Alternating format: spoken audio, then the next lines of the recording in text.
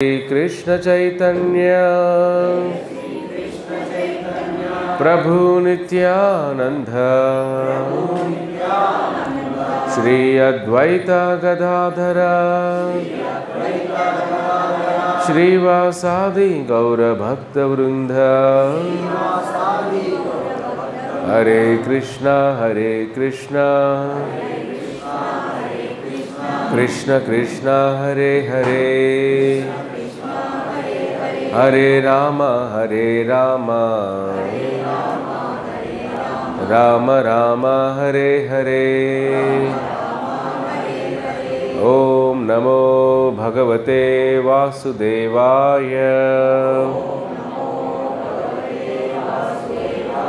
ओम नमो भगवते वासुदेवाय। ओम नमो भगवते वासुदेवाय।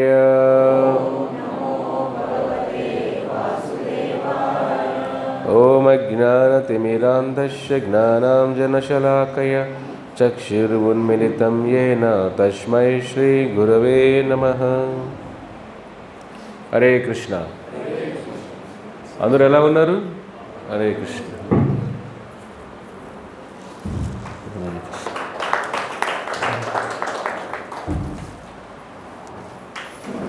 హరే కృష్ణ। అందరూ జపం చేస్తున్నారా? Very good.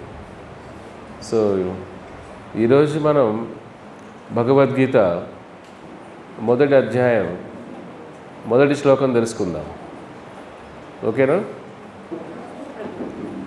దాంతోపాటు జగన్నాథ స్వామి కూడా ఆయన రథయాత్ర వస్తుంది కాబట్టి అది కూడా కొద్దిగా తెలుసుకుందాం। హరే కృష్ణ। భగవద్గీత మొదటి అధ్యాయం మొదటి శ్లోకం ఏమిటి? ధర్మక్షేత్రే కురుక్షేత్రే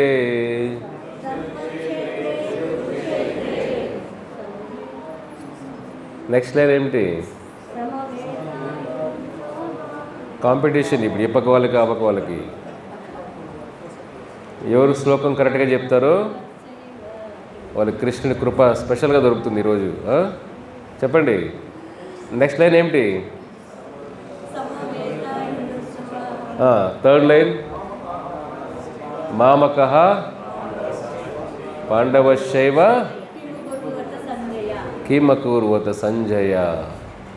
అందరూ చెప్పండి, ధర్మక్షేత్రే కురుక్షేత్రే ధర్మక్షేత్రే కురుక్షేత్రే సమవేతాయుస్సవః మామకః పాండవశ్చైవ కిం అకుర్వత సంజయ।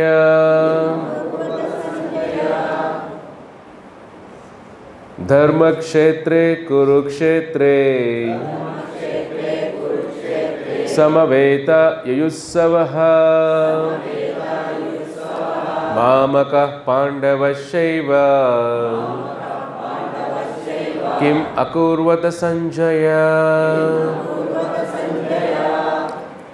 అందరూ చెప్పండి, ధృతరాష్ట్ర ఉవాచ। ధృతరాష్ట్ర మహారాజు పలికెను, ధర్మక్షేత్రే తీర్థస్థానంలో, కురుక్షేత్రే కురుక్షేత్రం అనే పేరు కలిగిన ప్రదేశంలో, సమవేతః సమకూడి, యుస్సవః యుద్ధం చేయగోరి, మామకః నా పక్షం వారు, పాండవః పాండుతనయులు, చ మరియు, ఏవ నిక్కముగా, కిం ఏమి, అకుర్వత చేశారు, సంజయ ఓ సంజయ। శ్రీల ప్రభుపాదకి జయ। ధృతరాష్ట్రుడు పలికెను, ఓ సంజయ, కురుక్షేత్రములోని ధర్మక్షేత్రంలో నా తనయులు పాండుతనయులు యుద్ధము చేయగోరిన వారే సమకూడిన తర్వాత ఏమి చేశారు? ఇది చూడండి, ఇక్కడ భగవద్గీత మొదటి శ్లోకం ఎవరితో మొదలవుతుంది? ధృతరాష్ట్ర ఉవాచ. చాలా ఇది ఒక అద్భుతమైన సంఘటన కదా. అందరూ భగవద్గీత అందరూ కృష్ణ ఉవాచ అనుకుంటారు ఫస్ట్ శ్లోకమే, కానీ ఇక్కడ ఏముంది? ధృతరాష్ట్ర ఉవాచ ధర్మక్షేత్రే కురుక్షేత్రే సమవేత యుత్సవ. ఎందుకు ధృతరాష్ట్రుడికి టెన్షన్ ఎలా వచ్చింది భగవద్గీత చూడండి. ధృతరాష్ట్రుడు ఒక తండ్రి స్థానంలో ఉన్నాడు. పెద్ద నాన్న అంటే నాన్నకి పెద్ద నాన్న అంటాం కదా మన వాళ్ళల్లో, బిగ్ నాన్న, బిగ్ డాడీ. అంతేనా? ఇంగ్లీష్లో బిగ్ డాడీ లేదు, ఇంగ్లీష్లో అంకుల్. ప్రభుపాద అంటారు కదా, ఇంగ్లీష్ లాంగ్వేజ్ చాలా ఫన్నీ లాంగ్వేజ్ అది. లాస్ట్ టైం మీకు కూడా చెప్పేట్టున్నా. బియూటీ ఏమిటి? పియూటీ పట్టు కదా. బియూటీ బట్ట అయినప్పుడు పియూటీ పట్టు అవ్వాలి కదా. ఏదైనా కామన్ సెన్స్ ఉందో దాంట్లో? చూడండి, సంస్కృతం అలా కాదు. ఏది ఏ పలకాలో అదే విధంగా పలకాలి, దాన్ని మార్చడానికి లేదు.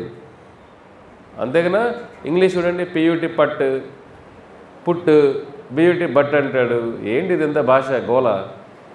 సంస్కృతం అలా లేదు. సంస్కృతం అంటే ప్రతి సిలబుల్, ప్రతి శబ్దం దానికోసం వాడాలి. నేను ఫస్ట్ అమెరికాకి వెళ్ళినప్పుడు కొద్ది రోజులు, టెక్సస్లో కొద్ది రోజులు, ఫ్లోరిడాలో కొద్ది రోజులు, తర్వాత కాలిఫోర్నియాలో కొన్ని సంవత్సరాలు అక్కడ ప్రచారం చేసేటప్పుడు, అప్పుడు ఫస్ట్ వెళ్ళినప్పుడు SANJOSE ఏమంటుంది దాన్ని? San Jose. నేను అలాగ వెళ్ళా. అమెరికన్ ఉండి జోస్ కాదు, శాన్ హోసే. జే సైలెంట్ అన్నాడు ఆయన. ఏంట్రా బాబు సైలెంట్ ఏంద్రా బాబు, జే ఎందుకు రాశారు అప్పుడు మీరు? శాన్ హోసే, శాన్ జోస్ కాదు, శాన్ హోసే. ఒసే అంట. మన భాషలో ఫస్ట్ వెళ్ళి ఏంద్రాయుడు ఒసే అంటున్నాడు ఏమిటి? శాన్ హోసే. జే సైలెంట్. చెప్పండి, మనకు అలా కుదురుతుందా? హిందూపూర్ హెచ్ సైలెంట్ అంటే ఏమవుతుంది అప్పుడు? అది హిందూపూర్ అవుతుంది. హిందూపూర్ అవుతుంది. అది చూడండి తమాషా. ఇంగ్లీష్ భాష అంటేనే తమాషగా ఉంటుంది. San Jose, San Jose. మన శాన్ జోస్ అంటాం, వాళ్ళు ఏమంటారు శాన్ హోసే. సో ఇంగ్లీష్లో ఇదే తలనొప్పి అంతా కూడా. ఇక్కడ మనం ఇక్కడ చూసామంటే బిగ్ డాడీ, మన పెద్ద నాన్న, ఎంత అద్భుతంగా ఉంది కదా మన భాషల్లో. చిన్న నాన్న, చిన్నాన్న, పెద్ద నాన్న, పిన్ని, పెద్దమ్మ. ఇంగ్లీష్లో ఏమంటారు పెద్దమ్మని? చిన్నమ్మని ఏమంటాం? పక్కింటని ఏమంటాం? అందరూ ఆంటీలే. పెద్దనాన్న ఏమంటాం? చిన్నాన్న, మామ అంకులే, చిన్నాన్న అంకులే. చూడండి, మనం మామ, అక్కడేంటి పెద్ద నాన్న అంటాం. అక్కడేంటి ఇంగ్లీష్లో ఏంటి? మామైన అంకులే, పెద్దనాన్న అంకులే. పీడ పోయింది. అందరూ ఒకటే నేమ్, టెన్షన్ లేదు. ఎవరిని పిలవాలో మన కన్ఫ్యూజన్. ఇక్కడ మన బంధాలు అన్నీ కాంప్లెక్స్గా ఉంటాయి. ఇక్కడ పెద్దనాన్న, చిన్నాన్న, పెద్దమ్మ, చిన్న, పిన్ని, రకరకాల వరుసలు. అందుకే అమెరికా కూడా ఏం చేస్తుంది, ఇవన్నీ తలనొప్పి వచ్చి ఉంటుంది వాడికి కూడా. ఏంది ఇవన్నీ, ఇన్ని బంధాలు ఏంట్రా బాబు, అందరూ అంకుల్, అందరూ ఆంటీలు అయిపోయింది. కానీ దాంట్లో మాధుర్యం లేదు కదా. ఎవరన్నా మీ దగ్గరికి వచ్చి పెద్దనాన్న అంటే ఎంత అద్భుతంగా అనిపిస్తుంది, పెద్దమ్మ అంటే ఒక గౌరవం కనిపిస్తుంది కదా. ఆంటీ అంటే రోడ్లో లారీ ఓడు ఆంటీ అంటాడు, ఆటో ఓడు ఆంటీ అంటాడు, రిక్షా ఓడు ఆంటీ అంటాడు. మనకన్నా పెద్దగా ఉంటే ఆంటీ. అంతేనా? అలా కాదు ఒక భాష. అదే మనం ఇవన్నీ ఎలా వచ్చింది మనకి? ఇవన్నీ కూడా ఈ వేద సంస్కృతి నుంచి వచ్చింది ఇవన్నీ కూడా. ఇక్కడ ధృతరాష్ట్రుడు పెద్ద నాన్న అంటే వాళ్ళ నాన్న కన్నా పెద్దగా ఆలోచించాలి. నాన్న ఎంత ఆలోచించాడు అనుకోండి, పెద్దనాన్న ఎలా ఆలోచించాలి? ఇంకా పెద్దగా ఆలోచించాలి. నేరో మైండ్ ఉండకూడదు, కుటిల బుద్ధి ఉండకూడదు. ఒక ఓపెన్ మైండ్, ఇంకా పెద్దగా ఆలోచించే విధంగా ఉండాలి. అయ్యో అందుకే పెద్ద నాన్న అని ఆలోచన అంటాం. అలా అని చెప్పి చిన్నగా ఆలోచించకూడదు. మళ్ళీ పెద్దనాన్న కూడా పెద్దగా ఆలోచించాలి, చిన్నాన్న కూడా చిన్నగా ఆలోచించాలి. అలా కాదు. తండ్రి తర్వాత తండ్రి ఆ స్థానం అది. చిన్నానైనా పెద్దనాన్నైనా అంటే నాన్నకి చిన్నవాడు, నాన్నకి పెద్దవాడు అని అంతే అక్కడ. కానీ నాన్నలాగే ఆలోచించాలి. కానీ ఆ విధంగా ఉందా? 5000 సంవత్సరాల ముందు ఆ విధంగా లేదు. ధృతరాష్ట్రుడు తండ్రి స్థానంలో కూర్చొని ఉన్నాడు. పాండవులు వాళ్ళ తండ్రి పాండు మహారాజ్ చనిపోయిన తర్వాత పాపం ఒక తండ్రి లేని బిడ్డను చూసి జాలి అవ్వాలి కదా ఎవరికైనా కూడా. చూడండి, తల్లి లేకపోయినా పర్వాలేదు. అంటే పర్వాలేదంటే సమాజంలో బతకడానికి తండ్రి రక్షణ చాలా ముఖ్యం. ఒక ఆడపిల్లలకైనా మగపిల్లలకైనా తల్లి పోషణ ఉండాలి. తండ్రి ఒక బాధ్యత, అది రెస్పాన్సిబిలిటీ. అది ఒక తండ్రి లేని బిడ్డలు వాళ్ళ గ్రోత్, వాళ్ళ పెరుగుదల చూసారంటే, పెంపకం, తండ్రి ఉన్న కుటుంబం చూడండి, తెలిసిపోతుంది డిఫరెన్స్ ఈజీగా. చాలా తేడా ఉంటుంది. పాండవులకి తండ్రి లేరు. ధృతరాష్ట్రుడు ఆ స్థానంలో కూర్చొని వాళ్ళకి బాగోగులు చూసుకున్న స్థానం అది. కానీ ధృతరాష్ట్రుడు ఏం చేశాడు? ఒక అవకాశం ఎదురు చూశాడు. నేను ఎలా రాజు కాలేకపోయాను, ఎందుకంటే నేను గుడ్డివాడిని కాబట్టి నేను రాజు చేయలేదు వాళ్ళు. ఇప్పుడు నాకు అవకాశం దొరికింది. ఎందుకంటే నేను రాజు కాలేదు కాబట్టి నా పిల్లలు రాజు అవ్వలేరు. పాండు మహారాజు కొడుకే రాజు అవ్వాలి. కాబట్టి దాన్ని ఎలాగైనా మార్చేసేవేయాలి. ఇది ఒక మనిషిలో చూడండి ఒక లోభం ఎలా పుడుతుందో. ధనం అనేది చాలా ఒక మత్తు మందు. అది మత్తు మందు కరెక్ట్గా వాడితే, మత్తు కరెక్ట్గా ఉంటే పర్లేదు, అంతేగాని మత్తు ఎక్కువైతే ఏమవుతుంది? అక్కడ ధృతరాష్ట్రుడు అన్నీ తెలిసి, చూడండి, తెలియని వాడు పర్లేదు, తప్పు చేస్తే తప్పు అనుకోవచ్చు. అంతా చదివి ఒక లాయర్ మోసం చేశాడు అనుకోండి, ఎలా ఉంటుంది మీకు? ఒక లాయర్ మోసం చేసి ఎలా ఉంటుంది? లా తెలుసు, అన్నీ తెలిసి మోసం చేసి ఎలా ఉంటుంది? అయ్యో, అంటే చాలా ఘోరంగా అనిపిస్తుంది కదా.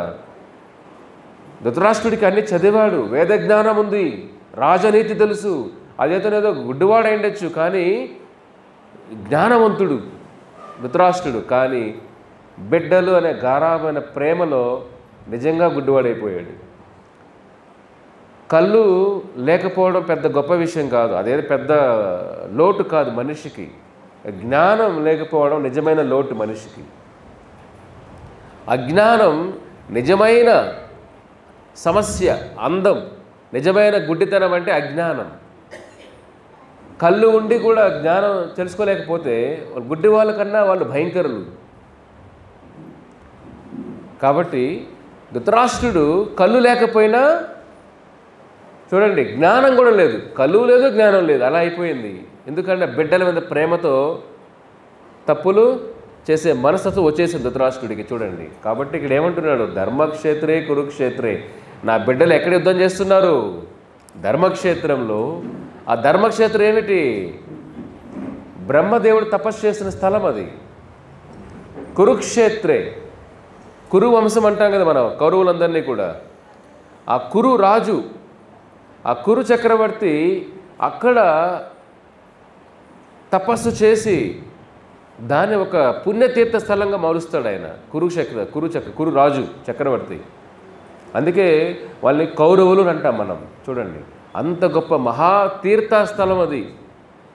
ఒక పుణ్యతీర్థ స్థలం ఏంటంటే ఆ స్థల ప్రభావం చాలా గట్టిగా ఉంటుంది. అక్కడ మన తప్పులు చేస్తే కూడా దానికి ఫలితాలు కూడా అంత భయంకరంగా ఉంటాయి. కాబట్టి కొన్ని మనం ఇంట్లో తప్పులు చేయడం వేరు, దేవాలయాల్లో తప్పులు చేయడం వేరు, పుణ్యతీర్థాల తప్పులు చేయడం వేరు. అదే తప్పు ఎక్కడెక్కడ ప్రదేశాన్ని బట్టి ఫలితాలు ఉంటాయి. కానీ ధృతరాష్ట్రుడు అదే భయం అతనికి. అయ్యో, వాళ్ళు యుద్ధం చేసేది ఎక్కడ? ధర్మక్షేత్రం. అక్కడ ధర్మమే గెలుస్తుందే. ఆ ధర్మాన్ని నిలబెట్టే కృష్ణుడు పక్కనే ఉన్నాడు. ఆ కురుక్షేత్రం కూడా ధర్మక్షేత్రమే. కాబట్టి నా బిడ్డలు అక్కడ ఏమన్నా మనసు మారుతుందా? చూడండి, అతనేమి వాళ్ళు ఏదో చనిపోతారు ఆ టెన్షన్ లేదు అతనికి. ధృతరాష్ట్ర టెన్షన్ ఎందుకు? ఏదైనా ఒక మంచి వాతావరణంలో ఉంటే ఆలోచనలు మంచిగా ఉంటాయి. ఎక్కడా వీళ్ళు ఆ స్థల ప్రభావంతో నా బిడ్డల్లో మార్పు వచ్చి యుద్ధం వద్దనుకుంటారేమో అని టెన్షన్. ఎందుకంటే ఎలాగైనా యుద్ధం జరగాల్సిందే, నా బిడ్డలు ఎలాగైనా ఆ రాజ్యాన్ని సంపాదించుకోవాల్సిందే. చూడండి, ఒక తండ్రి ఎప్పుడు కూడా బిడ్డల్ని అధరం వైపు నడిపించి అక్కడ గెలవాలని కోరుకోకూడదు. తప్పుని చెప్పే ధైర్యం ఉండాలి తండ్రికి. ఆ చెప్పే ధైర్యం లేనప్పుడు తండ్రే అవద్దండి. బిడ్డలకి తప్పు అని చెప్పలేనప్పుడు ఎందుకు తండ్రి అవ్వాలి? తండ్రి గురువు కదా. మాతాన సస్య పితాన సస్య గురువున సస్య. నువ్వు తండ్రే అవ్వద్దు బిడ్డలకి మార్గంలో నడిపించలేనప్పుడు. ఇక్కడ ధృతరాష్ట్రుడు ఫెయిల్ అయిపోయాడు, ఒక తండ్రిగా ఫెయిల్ అయిపోయాడు ఇక్కడ. కాబట్టి అందుకే ఒక లోపల ఒక ఆరాటం, ఎక్కడ వాళ్ళు మారిపోతారేమో, అక్కడికి వెళ్ళి ఆ ప్రభావంతో మారిపోతారేమో, యుద్ధాన్ని వదిలేస్తారేమో, ఎలాగైనా యుద్ధంలో వాళ్ళు పోరాడాల్సిందే. నేను రాజు కాలేకపోయాను, నా బిడ్డన రాజు అవ్వాలి కదా. అంతే కదా. ఒక రాజకీయ నాయకుడు ఏమనుకుంటాడు, నేను ఎమ్మెల్యే కదా అంటే నా బిడ్డకైనా టికెట్ ఇవ్వండి, నేను చైర్మన్ కదా నా బిడ్డను చైర్మన్ చేయండి. ఎక్కడ జరిగే సంగతి ఇదే కదా. చూడండి, రాజనీతి అంటే మనం ఎలా అయిపోయామంటే మనకు దక్కనిది బిడ్డలకన్నా దక్కితే బాగుండే.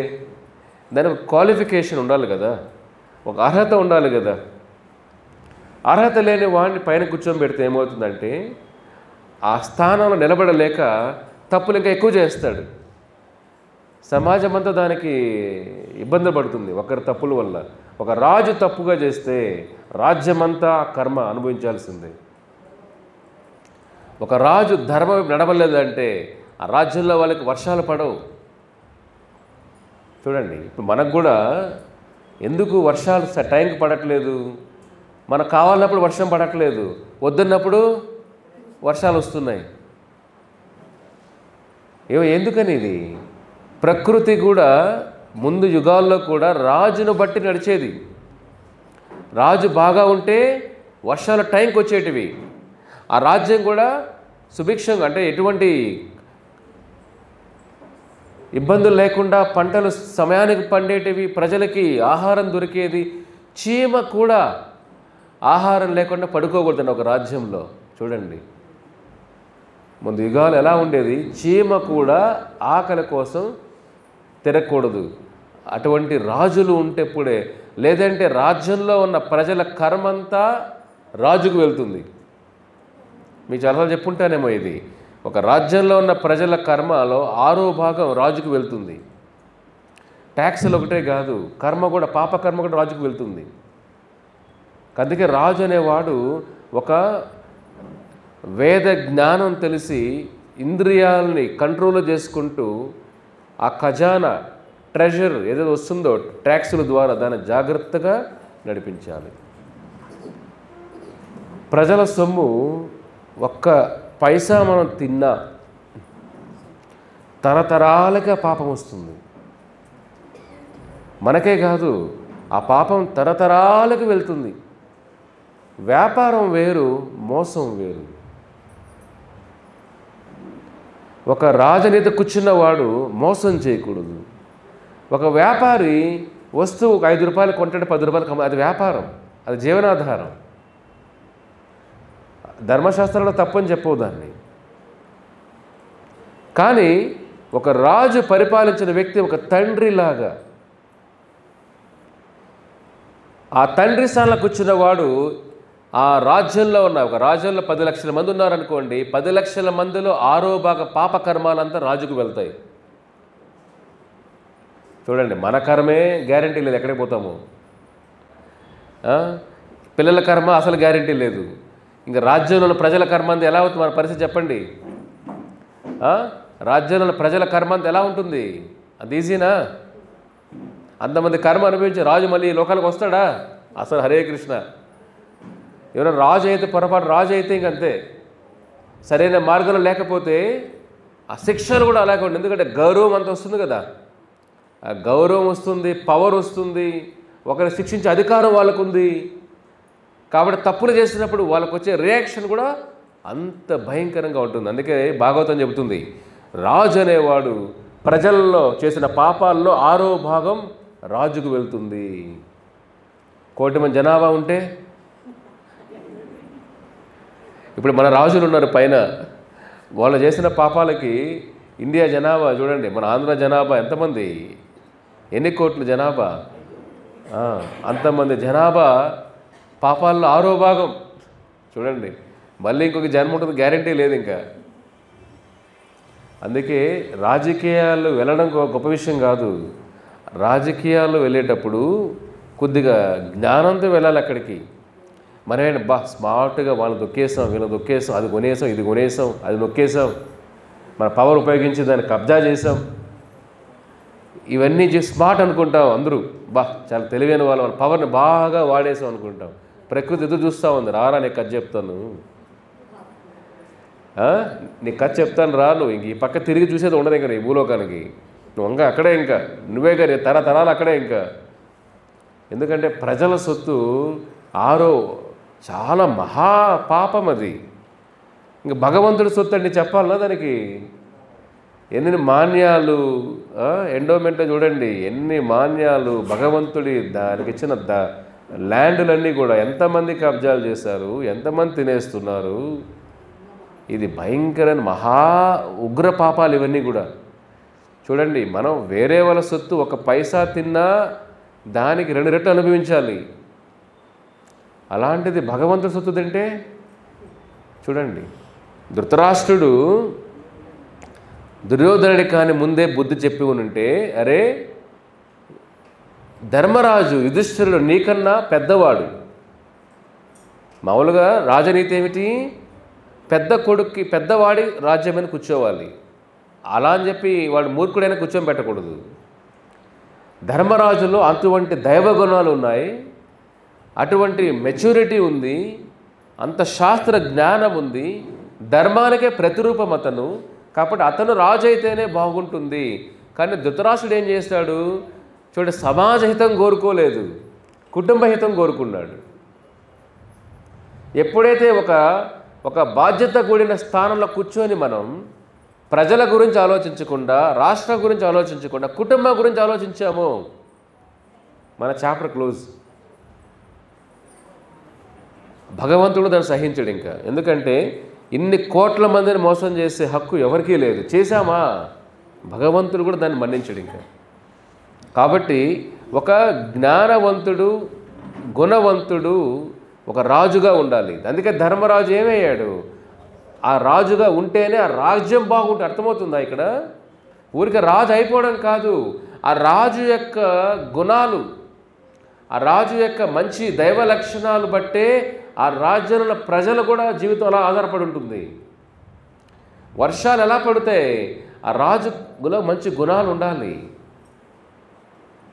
అందుకే ఏం చేసేవాళ్ళు అప్పట్లో, ఒక బ్రాహ్మణులు, ఒక పండితులు, జ్ఞానం ఉన్న వాళ్ళు రాజు తప్పు చేస్తే ఆ మంత్రాలతోనే శిక్షించేవాళ్ళు కూడా. భాగవతంలో వస్తుంది, వాడు కింగ్ వీణా అని ఉంటాడు, వీణా అని మహాపాపాలు చేస్తూ ఉంటాడు. వాణ్ణి చెప్తారు, అరే చేయద్రా బాబు, తప్పు మార్గాల్లో చెల్లుతున్నావు, నువ్వు ప్రజల్ని ఇబ్బంది పెడుతున్నావు, నువ్వేదో టార్చర్ అనుభవిస్తున్న ప్రజలందరూ కూడా. ఈ స్థానం ప్రజలు ఇబ్బంది పెట్టడం కోసం కాదు, వాళ్ళు సేవ చేయడం కోసం ఇదని ఎన్నెన్నో చెప్తారు భాగవత పురాణంలో. కింగ్ వీణా అని అతను వినడు, భయంకరంగా ఉంటాడు. ఏం చేస్తానబ్బా, ఆ పండితులు వాళ్ళ ఉన్న మంత్రశక్తితో తట్టుకోలేక వీడిని ప్రజలందరూ ఇబ్బంది పడుతున్నారు, ఖజానా ఖాళీ చేయిస్తున్నాడు, వాళ్ళ మంత్రంతోనే చంపేస్తారు. చూడండి ఎంత శక్తివంతులు. అప్పుడు రాజు అనుకుంటాడు నాకన్నా శక్తివంతులు లేరు, కమాండ్ సైనికులంతా సైన్యం అనుకుంటాడు. ఒక మంత్రశక్తి ప్రభావం ఎలాగంటే ఆ మంత్రంతో రాజుని చంపేస్తారు. ఆ మంత్రంతోనే చంపి అతని శరీరం అంతా కూడా పేస్ట్ లాగా చేసి అక్కడి నుంచి ఒక అద్భుతమైన ఒక భక్తుని పుట్టిస్తారు. అటువంటి పండితులు ఉండేవాళ్ళు, చాణక్యులు లాంటి పండితులు ఉండేవాళ్ళు. ఇప్పుడు ఎలా ఉన్నారు మనుషులు, పక్కనున్న అడ్వైజర్స్, సలహాదారులు. రాజు కరెక్ట్గా వెళ్ళినా, నువ్వేం బుద్ధి ఉందా, అలా అంతా నేను తొందరగా పోతావు, ఏ పక్కెళ్ళు, న్యాయంగా పరిపాలన నువ్వు ఎక్కువ నిలబడమంటే వారు తప్పు చేపించేస్తారు. అంటే ఇప్పుడు ధనంతో అన్నీ కొనేస్తున్నాం మనం. అంతేనా? న్యాయం కొనేస్తున్నాం, అధికారంతో అన్నీ కొనేస్తున్నాం, ప్రేమను కొనేస్తున్నాం, అంతేనా? బంధాలు కొనేస్తున్నాం, కామంతో కొని అన్నీ. ధనం ఉంటే ఇప్పుడు కలియుగం ఎలా అయిపోయింది? ధన ప్రభావం ఇక్కడంతా కూడా. ఇది ధనయుగ ప్రభావం. కలియుగం అంటే ఏమిటి? ధనయుగం. ధనంతోనే మనిషికి విలువ. ఇక్కడ ముందు గుణాలను బట్టి విలువ ఇచ్చేవాళ్ళు, సంస్కారం బట్టి విలువ ఇచ్చేవాళ్ళు. ఇప్పుడు పేదవాడయి మంచి గుణాలు అన్నీ ఎవరైనా విలువిస్తారా? ఒక పెళ్ళికి వెళ్ళండి మీరు, పాత బట్టలు కట్టుకొని, ఎంత గుణవంతులో వీళ్ళు, ఎవరికి మీకు దండం పెడతారా? అసలు నమస్కారం చేస్తారా మీకు? మా భోజనం ఇప్పుడు కాదమ్మా, తర్వాత రా అంటారు. అంతేనా? బట్టలు బట్టే గౌరవం. ఇప్పుడే కాదు భోజనం, తర్వాత రామ్మా, ఇప్పుడే కాదు. అంటే మన పరిస్థితి ఎలా అయిపోయిందంటే, కలియుగ ప్రభావం అన్నీ కూడా భవిష్యత్తు ఇంకా భయంకరంగా మనిషి తయారైపోతారు. ఇప్పుడే దిగజారిపోయిన గుణాలు, విలువలన్నీ దిగజారిపోయాయి. మనిషి వచ్చే కారును బట్టి విలువ, వేసుకునే బట్టలు బట్టి విలువ, వాళ్ళు మాట్లాడే భాషను బట్టి విలువ, వాళ్ళు ఉండే ఇల్లును బట్టి విలువ. ఇది కాదు. అంటే ఒక సమాజం బయట రావాలంటే ముందు మనం ఇలాంటివన్నీ కూడా బయటపడాలి. ఏదైనా దుర్యోధనుడి బుద్ధి ఇవన్నీ. దుర్యోధనుడు ఇలాగే విలువిచ్చేవాడు. ఎవరికి మనకు సొసైటీకి పెద్ద కనపడితే వాళ్ళకి విలువిచ్చేవాడు. చూడండి, అందుకే ధృతరాష్ట్రుల్లో ఒక తండ్రిగా ఫెయిల్ అయిపోయాడు. కలియుగంలో అందరూ చాలామంది ఫెయిల్ అయిపోయి ఉంటారు. ఒక బిడ్డని తప్పురా చెప్పే ధైర్యం లేదు. వీడు చెప్తే ఎక్కడ వెళ్ళిపోతాడేమో, ఎక్కడ ఎదు తిరుగుతాడేమో, మళ్ళీ మన గౌరవం పోతుందేమో. ఇప్పుడు కలియుగం ఎలా ఉందంటే, తండ్రి ఒక ధర్మం నడిపించే పరిస్థితి కూడా తక్కువైపోయింది. ఎందుకంటే చిన్నప్పుడు అవన్నీ చెప్పలేదు కాబట్టి. పెద్దయిన తర్వాత మనం ఏమనుకుంటామంటే, చిన్నప్పుడు ఇవన్నీ మనం చెప్పం కదా. సడన్గా కూడా పెద్ద అయినాక చాలా ఎక్స్పెక్ట్ చేస్తాం వాళ్ళ నుంచి. ఏంటి ఎలా అయిపోయాడు వీడు, ఎలా అనుకోలేదు, మా వంశులు ఎలాగ లేరే, మా బంధువులు ఎలాగ లేరు, ఎలా అయిపోయేవేంటి వీడు, ఎలా అయిపోతారు చెప్పండి. మన ఫౌండేషన్ ఇప్పుడు వేప చెట్టుకి విత్తనం వేస్తే వేప చెట్టే వస్తుంది కదా.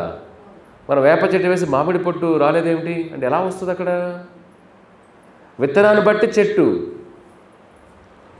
మన ఈ సంస్కారం, కుంతీదేవి పిల్లలకి ఆ సంస్కారం ఇచ్చింది తల్లి చిన్నప్పటి నుంచి, వాళ్ళకి నేర్పించింది. ఇప్పుడు తల్లిదండ్రులు ఎవరు నేర్పిస్తున్నారు చెప్పండి పిల్లలకి? ఒక టీచర్ మందలు ఇచ్చిన టీచర్కి వార్నింగ్ వచ్చి వస్తాం మనమే వెళ్ళి. నేను ఎవరో తెలుసా, మీరు నా బ్యాక్గ్రౌండ్ తెలుసా,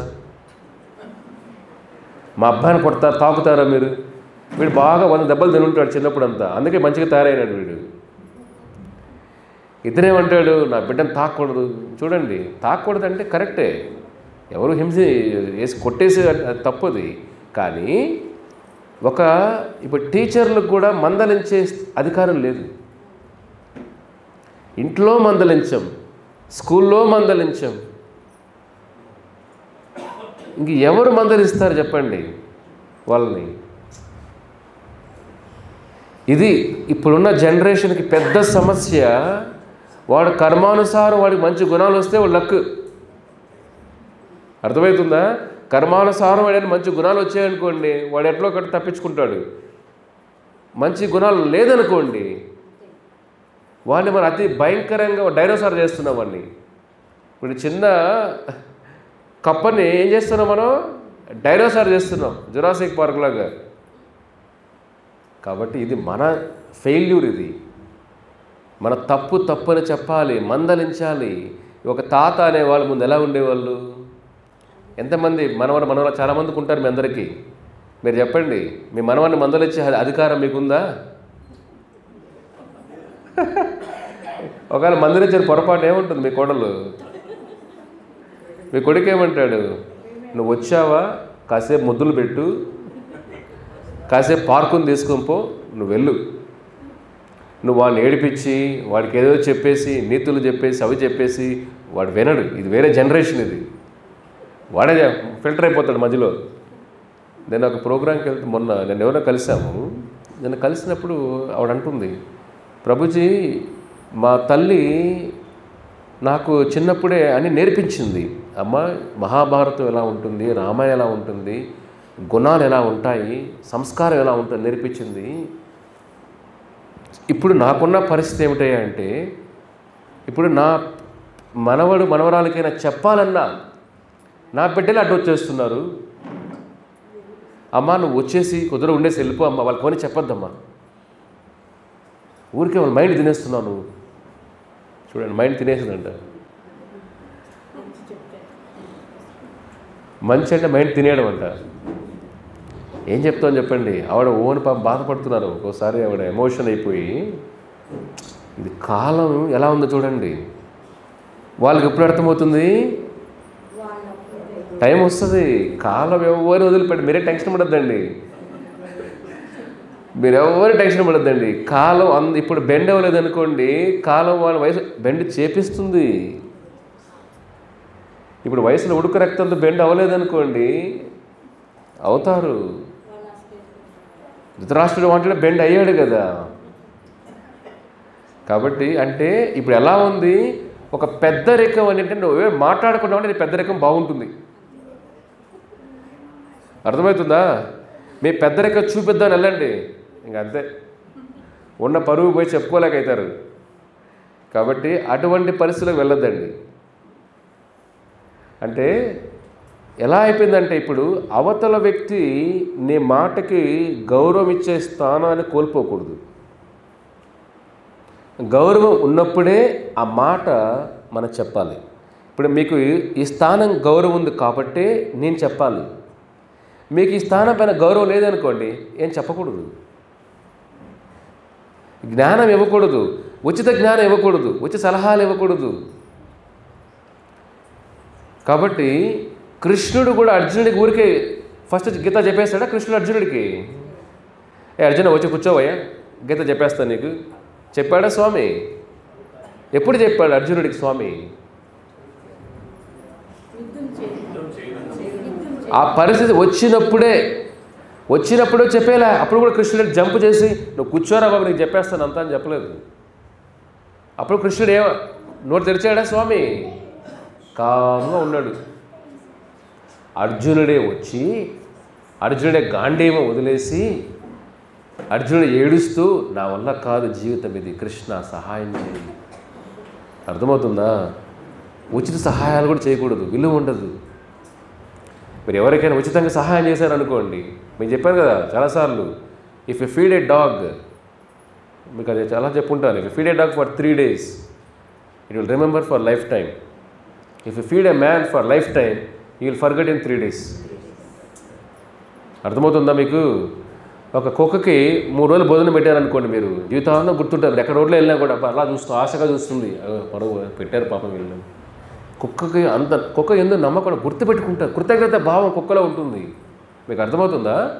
కుక్కలో ఎందుకు అంత నమ్మకం? ఓనర్ పైన కృతజ్ఞత భావం ఉంటే నమ్మకం వస్తుంది. ఇక్కడ ఏంటి, కుక్కకి 3 రోజులు భోజనం పెడితే జీవితాంతం గుర్తుపెట్టుకుంటుందంట. ఒక మనిషికి జీవితాంతం భోజనం పెట్టండి, 3 రోజులు మర్చిపోతాడంట వాడు. ఇదే మన రోజు సమాజంలో చూసేది. బిడ్డలకే మర్చిపోయేటప్పుడు వేరే గుర్తుపెట్టుకుంటాడా ఏంటి? ఇది మనం తెలుసుకోవాలి. ఉచిత జ్ఞానం, ఉచిత సలహాలు మీకోసం మీరు సలహాలు ఇచ్చుకోండి. ఫస్ట్ మీకు ఆత్మ పరిశీలన, సెల్ఫ్ రిఫ్లెక్షన్, ఆత్మ సాక్షాత్కారం, సెల్ఫ్ రియలైజేషన్, మన గురించి పరిశీలన చేసుకోవాలి.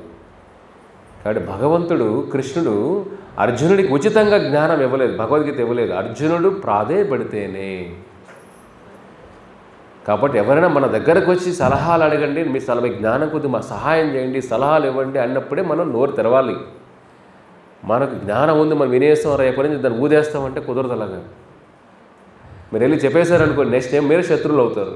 చాణక్యుడు అంటాడు, ఎప్పుడైతే సలహాలు ఇస్తామో, ఒక పండితుడు మూర్ఖుడికి సలహాలు ఇస్తే పండితుడు మూర్ఖులాగా చూస్తాడంట, పండితుడిని కూడా. అర్థమవుతుందా? చాణక్యుడు చెప్పిన మాటలు ఇవన్నీ కూడా.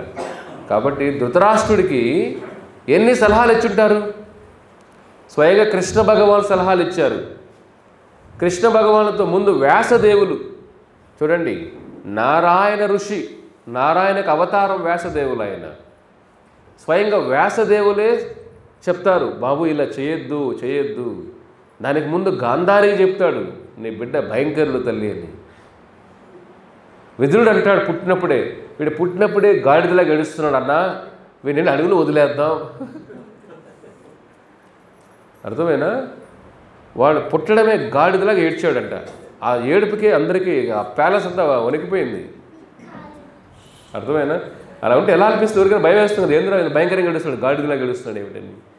విదురుడు అప్పుడే చెప్పాడు, వీడిని పెట్టుకుంటే మనందరం ఏడుస్తాం ఇలాగే, వీడిని వదిలేద్దాం.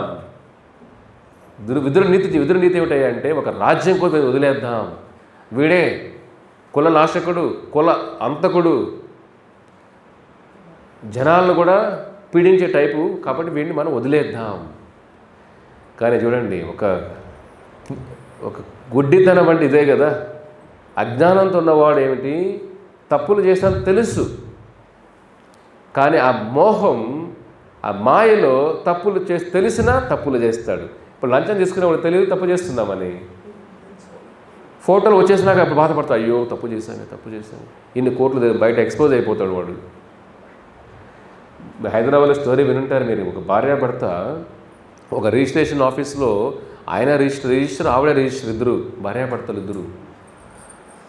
అతను ఈ విధంగా పాపం చూడండి, ఎప్పుడు గుర్తుపెట్టుకోండి, మన ప్రజల ఎవరి సొత్తైనా ఎవరి డబ్బులైనా మన చేతిలో పడింది అనుకోండి, మన చేసే పనికి కాకుండా వేరే ఎవరి డబ్బులు మన చేతిలో పడిందంటే ఆ కర్మ, మన డబ్బులు పెట్టిన వాళ్ళ పాప కర్మ మనకి ఇస్తున్నారు.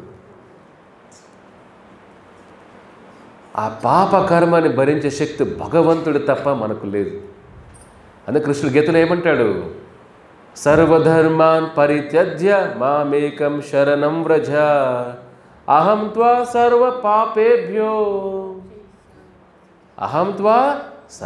పాపేభ్యో అర్జున, నేను తీసుకుంటాను పాపాన్ని, మనం తీసుకోలేము. ఎప్పుడు డబ్బు చూడకూడదు, వెనకాల పాపం మనకు వస్తుంది. మన పాపమే ఎన్ని రోజులు ఉంటామో తెలియదు యమలోకాల్లో. ఆ పాపాలన్నీ భార్యాభర్త వాళ్ళు వచ్చే జీతంతో తృప్తిగా చూడండి, మనిషిలో ఈ జ్ఞానం లేకపోవడం వల్లే మనిషిలో తృప్తి లేదు.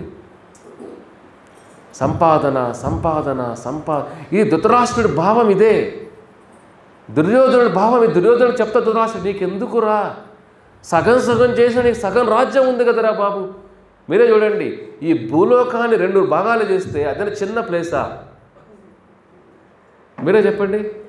భూలోకాన్ని 2 భాగాలు చేస్తే ఎంత ప్రపంచం ఇది. సగం తీసుకోరా బాబు, ఎంత ఉందిగా తృప్తి. నాకు తృప్తి ఉండదు నాన్న, నాకు పాండవులు ఆనందంగా ఉంటే నన్ను నలిపేస్తుంది లోపల, తృప్తిగా నేను పడుకోలేను. ఉంటే పూర్తిగా నా దగ్గర ఉండాల్సిందే, లేదా వాళ్ళని చనిపోవాలి, నేను చనిపోవడానికి కూడా రెడీ. ఇది మూర్ఖత్వం కదా. ఇది ఆశ ఉండదు, తృప్తి లేదు. పాండవులు వనవాసంలో ఉండిన వాళ్ళు ఏమడుగుతారు చెప్పండి పాపం? చిన్న 5 గ్రామాలు ఇచ్చినా చాలు మాకు. ఎంత అద్భుతమైన మాట అది. అంటే ఒక రాజ్యాలకు చక్రవర్తి అధికారం ఉన్నా, ఈ భూలోకం అంతా పరిపాలించే అధికారం ఉన్నా, ఒక 5 గ్రామాలు ఇస్తే చాలు మాకు. అంటే ఎటువంటి మార్పు అది? ఇప్పుడు చూడండి, భూలోకం అంతా మీదే, ఊరికే హిందూపురం చుట్టూ 5 గ్రామాలు ఇవ్వండి చాలంటే అది ఎటువంటి అంటే ఆలోచన వాళ్ళది. ఇక్కడ వీడేమిటి, సగం రాజ్యం తీసుకోరా నాయన అని నాకు వద్దంటాడు. తృప్తి ఉండదు. హైదరాబాద్లో సంఘటన నాకు అదే చూస్తూ సమాజంలో జరుగుతూనే ఉన్నాయి ఇవి. వాళ్ళు ఏమిటి, అంత చదువుకొని ఒక ఎగ్జామ్ రాసి ఒక ఉద్యోగం తెచ్చుకొని ఒక స్టేజ్కి వచ్చి భార్యాభర్తల ఉద్యోగం, పిల్లలు ఉద్యోగం చదువుకుంటున్నారు. వాళ్ళు వచ్చిన జీతంతో తృప్తిగా ఒక నిజాయితీగా నీతివంతం బతుకు. ఎంత అద్భుతమైన లైఫ్ అది. పిల్లల పేరెంటింగ్ వెరీ ఇంపార్టెంట్. అంటే ఎలా పెంచాలి? పిల్లల గంతమ కోరికలు తీర్చకూడదు. ఎంతమంది ఆఫ్రికాలో మీరు చూస్తే అంటే పాపం బట్టలు కూడా సరిగా లేకుండా వాళ్ళు తినడానికి నీరు కోసం కొన్ని మైళ్ళు నడుస్తారు, ఒక తాగే నీరు కోసం. ఇక్కడ మనం ఒకసారి స్నానం 1 గంట చేస్తారు మనుషులు. అర్థమవుతుందా? అక్కడ నీరు కోసం తప్పిస్తే మనుషులు ఉన్నారు. ఒక అన్న మెతుకుల కోసం బాధపడేవాళ్ళు. ఇక్కడ నచ్చలేదు, అక్కడ పడేస్తాం. అన్నం అంటే గౌరవించిన వాడు, ప్రకృతిని గౌరవించిన వాడు, నీరుని గౌరవించిన వాడు, భూమిని గౌరవించిన వాడు భవిష్యత్తు చాలా భయంకరంగా ఉంటుంది. బూది అన్నీ తీసుకునేస్తుంది ప్రకృతి వాడి నుంచి. ఆ తృప్తి అనేది రావాలి కదా, ఉన్నదాని తృప్తి పిల్లలకి నేర్పించాల్సింది అదే. కుంతిదేవి వాళ్ళకి పరమాణాలు పెట్టలేదు రోజు, పాండవులకి రాజభోగాలు ఇవ్వలేదు ఆ తల్లి. ఆ రాజమహల్ భోగాలు, పడుకోవడం, సాధువులతో కింద పడుకునేవాళ్ళు పాండవులు అడవుల్లో. అది నేర్పించింది, కష్టాలు నేర్పించింది, ఎలా బతకాలి, పిల్లలకి ఆకలి విలువ తెలియాలి, ధనం విలువ తెలియాలి, మనుషుల బంధాల విలువ తెలియాలి. అన్నాదమ్ములన్నా అక్కాచెల్లెలైన ఆ బంధాలు ఎక్కడుంది చెప్పండి? తెలియకుండా వెనకాల గోతులు తవ్వుతూ ఉంటారు. పైన ఆప్యాయత, వెనకాల గోతులు తవ్వడం. బయట ఏమో కౌగులి, అది ధృతరాష్ట్రుడు కౌగులి. అర్థమవుతుందా? ధృతరాష్ట్రుడు కౌగులిస్తాడు, భీమా దగ్గర రావయ్యా. చూడండి, కృష్ణుడు ఏమంటాడు? భీమా నువ్వు ఆగు. భగవత్ భక్తి మార్గంలో ఉన్నప్పుడు భగవంతుని మన చేయి పట్టుకుని నడిపిస్తాడు ఆయన.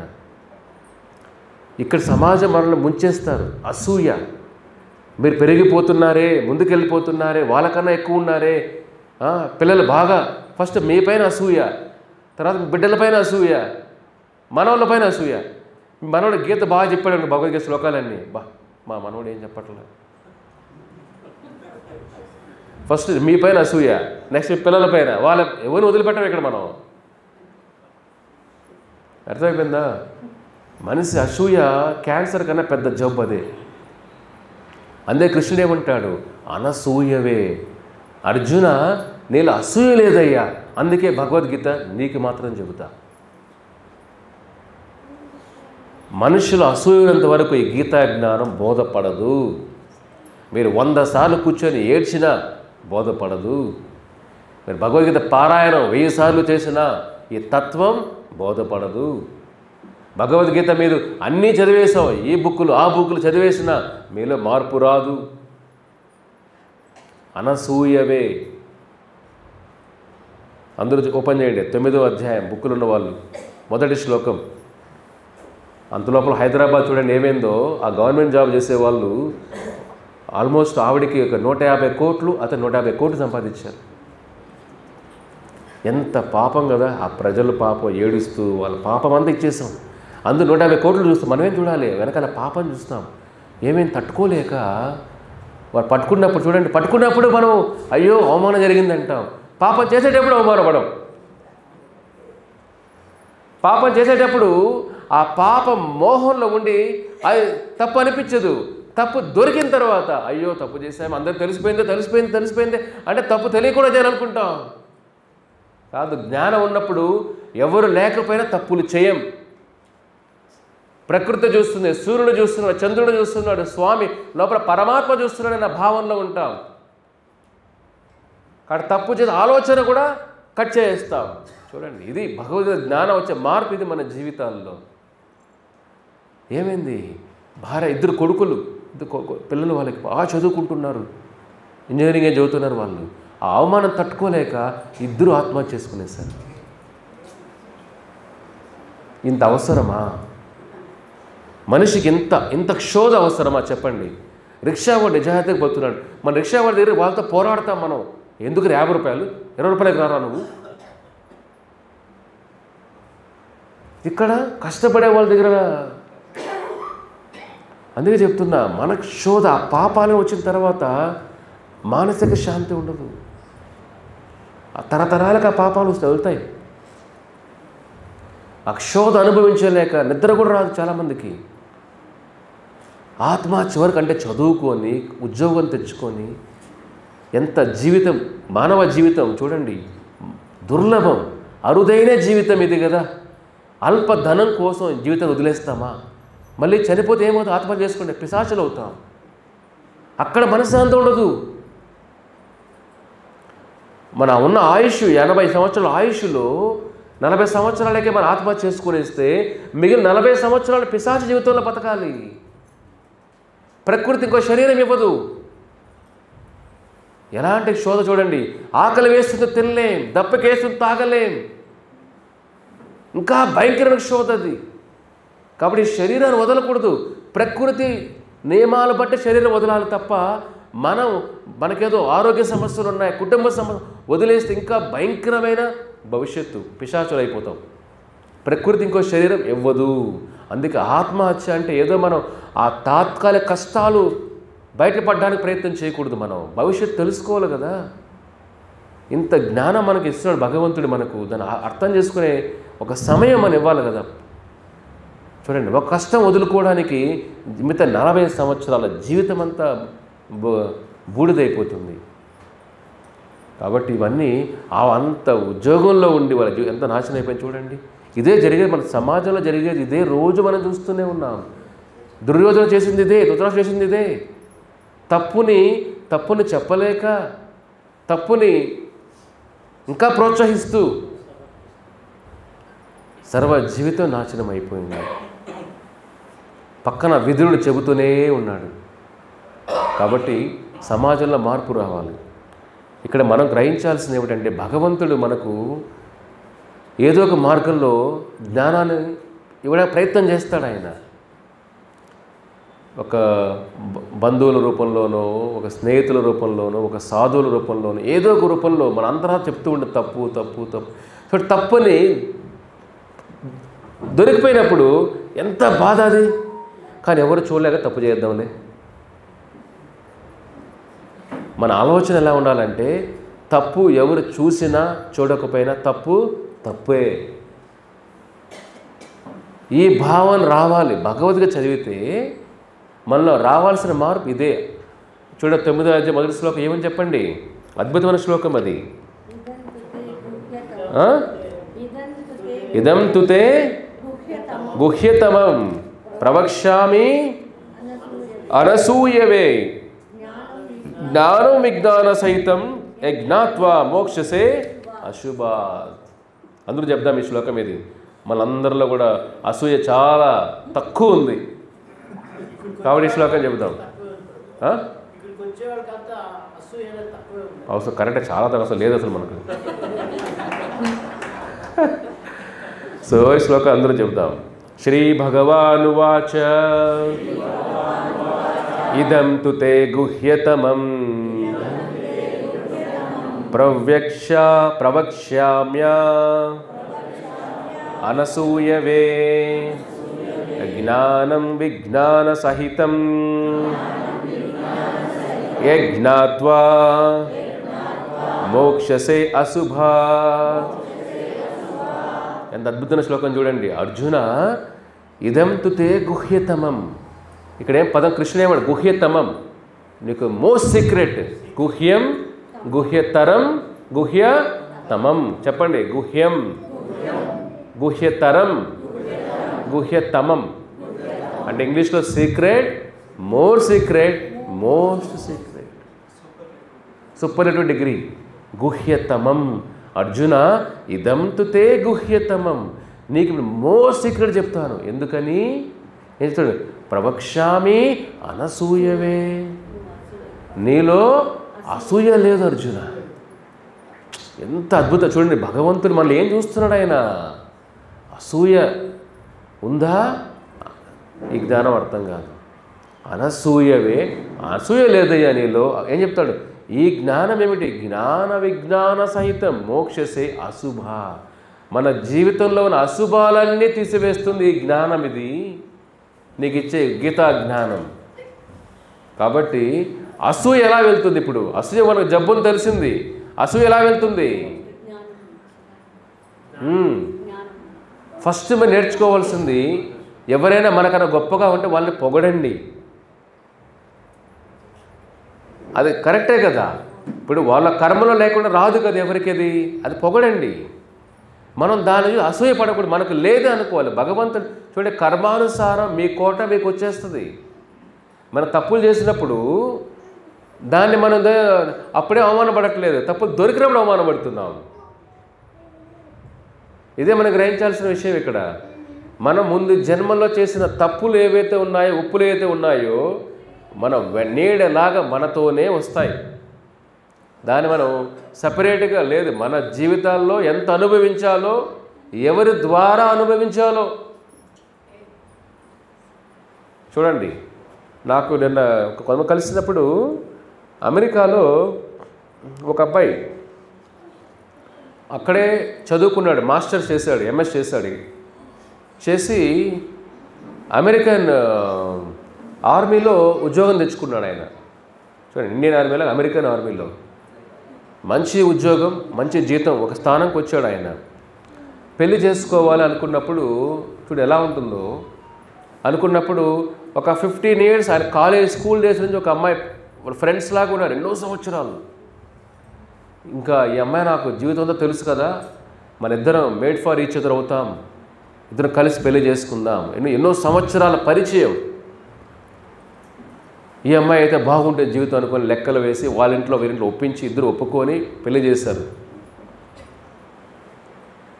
ఆ అబ్బాయి గురించి వింటే మాకు అప్పుడప్పుడు బాధ వేస్తుంది పాపం. చూడండి, అంత ఒప్పించి నమ్మకంతో పెళ్లి చేసుకున్నారు. జస్ట్ 2 నెలలు కూడా కలిసి బతకలే వాళ్ళు. విడాకులు తీసుకునేసారు తట్టుకోలేక. అతను అప్పటి నుంచి అంటే ఇప్పుడు ఒక 8 years అయింటుంది, 8-9 years అయింటుంది. అప్పుడు వదిలేశాడు. ఇందులో పెళ్ళి అనేది లేకుండా అయిపోయింది జీవితం అవుతుంది.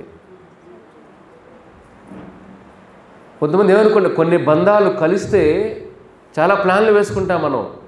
కానీ ఎవరి ద్వారా క్షోధ, ఎవరి ద్వారా బాధ, ఎవరి ద్వారా అనుభవించాలో కర్మ ఎవరిని వదిలిపెట్టదు. మన ప్లానింగ్ చేసేటప్పుడు మంచిగా కనపడతాయి పేపర్ పైన, ఎలా వేద్దాం, ఎలా వేద్దాం. ప్రభుపాదులు చెప్తారు, ఒక కుమ్మరి వాడు కుండలు చేసే అతను ఒకరోజు కుండలు బాగా చేసి కష్టపడి పక్కన పెడతాడు, అన్నీ చేసేసి నీట్గా పడుకొని. అలాగా పడుకుంటే కళ వస్తుంది అతనికి. కళ్ళలో ఏమిటాయా అంటే ఆ కుండలన్నీ చేసి పెట్టి ఉంటాడు కదా, కళ్ళలో అతను కళ ఏమిటి, కుండలన్నీ వెళ్ళి మార్కెట్కి వెళ్ళి అమ్మేస్తాడు. అన్ని కుండలు ఎక్కువ రేటుకి అమ్ముతాడు, లాభం ఎక్కువ వస్తుంది. అది తీసుకొని వచ్చి ఇంకా డబుల్ ప్రొడక్షన్, ఎక్కువ కుండలు చేస్తాడు. అవి తీసుకొని ఇంకా ఎక్కువ లాభంకి అమ్ముతాడు, ఇంకా ఎక్కువ లాభం. ఇలాగా ఎక్కువ ఒక అతను కళలో ఏమిటి, ఎక్కువ లాభం వచ్చేసింది, బాగా ధనం వచ్చేసింది. అప్పుడు వెంటనే ఇంకా నా ధనం చూసి మంచి సౌందర్యవతిని పెళ్లి చేసుకుంటాను. కళ్ళలో ఉన్నాడు వాడు, కొండలు అమ్మేశాడు, పెళ్ళి వాడు ఎత్తుతున్నాడు కళ్ళలోనే. మంచి సౌందర్యం దొరికింది, సూపర్ ఈ పిల్ల అనుకున్నాడు. ఈ అమ్మాయిని చేసుకుందాం, సౌందర్యవతి పెళ్ళి కూడా చేసుకున్నాడు. పెళ్లి చేసుకొని రోజు నేను చెప్పినట్టుగా, ఎందుకంటే మంచి ఇల్లు కట్టుకుందాం, కల్లోనే ఇల్లు కట్టేశాడు. రోజు నా భార్య ఇలా నాకు ఈ వంట చేసి పెట్టు చెప్పింది చేసేయాలి. అర్థమవుతుందా? ఎందుకంటే అంత ధనవంతమైన జీవితం ఇస్తున్నాను కదా, నేను మంచి వ్యాపారం అయిపోయినాను, ఊర్లో అంత కుండలంటే నేనే. అటువంటి వ్యాపారం, పేరు అన్నీ వచ్చేసాయి. అప్పుడు పిలుస్తాను నా భార్యని, నాకు చేసి పెట్టు అంటాను. నా మాట వినలేదు. అప్పుడు ఆవిడ కథ చెప్తాను, కట్టితో ఇలా కొట్టి మందలిస్తాను అని చెప్పేసి వాడు కళ్ళలోనే కాలుతో ఇట్లా కుండలన్నీ కొట్టేస్తాను. అర్థం, నా మాట వినలేదు, నాకు కాలుతో ఇలా కొట్టి చేసేస్తానన్నాడు. మరి కళ వస్తుంది, కుండలన్నీ పగిలిపోయి ఉంటాయి. అర్థమైందా? మన పరిస్థితి లెక్కలేస్తూ ఉంటాం అంత పేపర్ పైన, ఇది ఎలా అయిపోతుంది, అలా అయిపోతుంది. కళ్ళు మెలకు వస్తే ఏమైండదు. చూడండి, కర్మానుసారం ఎంత రావాలో ఎంతోమంది బెంగళూరు సిటీలో ఎంతోమంది ప్రయత్నం చేస్తూ ఉంటారు. అందరూ ధనవంతులు అవ్వాలని ప్రయత్నం చేస్తూ ఉంటారు. కొంతమంది ఈ విధంగా ధనవంతులు అవ్వాలండి, ఈ విధంగా అవ్వాలండి. ఆ కొండల వాడు చూడండి, అందరూ డే డ్రీమింగ్ అంటాం దీన్ని, పగటి కళలు. అదే వాడు శుద్ధంగా చేసిన కొండలు అమ్ముకొని మార్కెట్కి వెళ్ళి అమ్ముకొని చూడండి, డబ్బులు వచ్చేటివి. ఏం చేసాడు వాడు, దాన్ని పేపర్లోనే మల్టిప్లై చేసాడు. లాస్ట్కి ఉన్న కొండలు పోయా. అదేంది అప్పుడు కోపం వాడికి, డబ్బులు వచ్చేసాయి కదా, నా భార్య నా మాట వినలేదా, కథ చెప్తాను నేను. పెళ్ళి లేదు, ఏమీ లేదు, కొండలు లేవు. ఇప్పుడు మనిషికి చూడండి కొద్దిగా ఎలా అహంకారం ఎలా వస్తుందో చూడండి. కాబట్టి జ్ఞానం ఉన్నప్పుడే అహంకార విమూఢాత్మ. కృష్ణుడు అంటాడు, అహంకారం ఉన్నవాడికి జ్ఞానం అర్థం కాదు. అసూయ ఉండకూడదు, అహంకారం ఉండకూడదు. ఈ రెండు పుష్కలంగా ఎవరి దగ్గర ఉన్నాయి? ధృతరాష్ట్రుడిలో ఉన్నాయి, దుర్యోధనుడి దగ్గర ఉన్నాయి. కాబట్టి వాళ్ళకి ఇంత జ్ఞానం చెప్పినా అర్థం కాలేదు. కాబట్టి మనకు పునర్మూషిక భావన, ఇది కూడా మీరు విన్నారు కదా, చెప్పాను మీకు తెలియదు. మనిషి ఎప్పుడూ కూడా పరిగెత్తు ఉన్నాడు, వాళ్ళని చూసి వీళ్ళని చూసి పరిగెత్తు ఉంటాడు. ధృతరాష్ట్రుడికి ఏంటంటే చూడండి, ఎవరన్నా మనం ఏమనుకుంటాం, పేదవాడికి ఒక ధనవంతుడు కొట్టుకుంటున్నారు అనుకోండి, పేదవాడికి అనిపిస్తుంది నాగలా పొద్దుగున్న చాలా నా జీవితం బాగుపడిపోద్ది. అప్పుడు అంబానీ బ్రదర్స్ కొట్టుకుంటూ ఉండేవాళ్ళు, ముఖేష్ అంబానీ, అనిల్ అంబానీ. విన్నారా స్టోరీ అంతా వినుంటారు మీరు అందరూ కూడా. ఒక ధనవంతులు కొట్టుకుంటూ ఉంటే ఎలా అనిపిస్తుంది పేదవాడికి? ఏంద్రబాబు వీళ్ళు దానిలో కొంతమంది లెక్కలేసేవాళ్ళు. మీ కాలేజీలో ఉన్నప్పుడు మా ఫ్రెండ్స్ చెప్పేవాళ్ళు, మా ₹1,00,00,000 సంపాదించాలబ్బా జీవితానికి. అప్పట్లో గోల్ ఉండేదన్నమాట అందరికీ, ఏంటంటే ₹1,00,00,000 సంపాదిస్తే రిటైర్ అయిపోతాయి, ఇంకేమో జీవితం నాకేమో ₹1,00,00,000 చాలు అనుకున్నాడు. వాళ్ళు ఇంకా పనిచేస్తూనే ఉన్నారు. వాడు కోట్లు సంపాదించుంటాడు ఇప్పుడు కూడా, ఇంకా అప్పుడు ఇంకా రిటైర్ అవ్వలేదప్ప. మనిషి అవ్వలేడు. అర్థమవుతుందా? ఎందుకంటే మనిషిలో ఆ తృప్తి, వామనదేవుడు అంటాడు కదా, వామనదేవులు ఏమంటారు, బలి ఆత్మతృప్తి లేని వాడికి నువ్వు ముల్లోకాలు ఇచ్చినా, ఈ భూలోకమే కాదు ముల్లోకాలు వాడికి ఇచ్చినా వాడి తృప్తి రాదు. బలి ఈ ఆత్మతృప్తి ఎప్పుడు వస్తుందంటే ఆత్మ పరమాత్మతో బంధం ఏర్పడినప్పుడే ఆత్మతృప్తి మనిషికి దొరుకుతుంది. ఈ తృప్తి కోసం మనం ఎంత ప్రయత్నాలు చేసినా, ఈ బంధంలో ఆ బంధంలో, ఈ పనిలో ఆ పనిలో, ఈ మార్గం సేవా మార్గం ఆ మార్గం, ఎన్ని మార్గాల్లో మనం ఎన్ని ప్రయత్నాలు చేసినా ఆత్మతృప్తికి రాదు. అది భగవంతుడితో బంధం ఉన్నప్పుడే వస్తుంది. ఒక పునర్మూషిక భావన. ఇది ఒక ఎలుక అది పిల్లిని చూసి భయపడుతూ ఉంటుంది. ఏమిటిది ప్రతిరోజు పిల్లి గోల, పిల్లి చూసి ఎలుక చూసి తినేస్తుంది కదా, ఎలుక పిల్లికి ఆహారం. ఇది రోజు భయపడుతూ ఏం చేయాలో తెలియకుండా సాధువుని అడుగుతుంది, సాధువు గారు నాకు ఒక శక్తిని ఇవ్వండి, నాకు రోజు పిల్లి గోల ఎక్కువైపోతుంది, ఎప్పుడెప్పుడు తినేస్తున్న భయంగా ఉంది, నాకు ఏం కావాలి కోరుకో తల్లి అంటాడు. నన్ను పిల్లిని చేసేయి, ఎలుక బాధలన్నీ నాకు పోతాయి. అవునా, సరే తథా నువ్వు తొందరగా వెంటనే పిల్లి అయిపో అంటాడు. పిల్లి అయిపోతుంది. పిల్లి అయిపోయిన ఏం తింటుంది? ఎలుకలు తింటుంది. ఎలుకలు తింటూ పిల్లిని తినడానికి ఎవరు వస్తారు? కుక్క వస్తుంది. ఇదేమిటి జీవితం బాగానే ఉంది కదా, కుక్క పరిస్థితి, కుక్క వచ్చి కుక్క బాధ భయం ఎక్కువైపోతుంది. మళ్ళీ వెళ్తుంది సాధువు దగ్గరికి, స్వామి నాకు సహాయం చేయాలంటుంది. ఇప్పుడేమో నీ బాధ, పిల్లి చేశారు బాగుంది, ఎలుకల బాధ తగ్గింది, నాకు ఇప్పుడు కుక్కల బాధ మొదలైంది, ఇప్పుడు ఏం కావాలి? నన్ను కుక్కని చేయ స్వామి. సరే కుక్క అయిపో ఆయన కుక్కని చేస్తాడు ఆ స్వామి సాధువు. కుక్క అయిపో అంటాడు, కుక్క అయిపోతుంది. కుక్క అయిపోయినాక ఏదేం చేస్తుంది? పిల్లలను తింటుంది, ఎలుకలను తింటుంది. చూడండి శరీర ధర్మం, ఒకసారి భావం ఎలా మారిపోతుందో మనిషికి. ఆత్మ ఎప్పుడు కూడా ఏ శరీరంలో అడుగు పెడుతుందో ఆ శరీర గుణాలు తెచ్చుకునేస్తుంది. అర్థమవుతుందా? ఈరోజు మనం మానవ దేహంలో ఉన్నాం, కానీ మనిషిగా ఆలోచించట్లా.